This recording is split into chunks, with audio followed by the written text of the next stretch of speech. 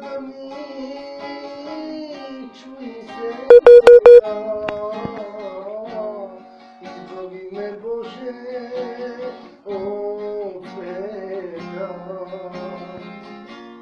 Molitva da mi čuj Seveda,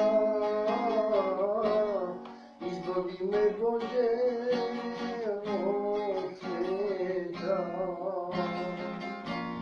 Neka svični da hvalim Gospoda,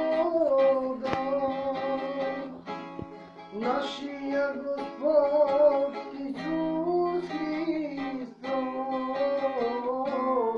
Isus zaslužava zahvala,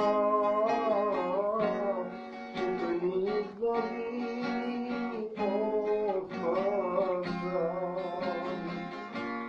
Isus zaslužava zahvala, što ga mi izbavi od njega. Благодаря ти, Господи, благодаря за Твоята милост голяма.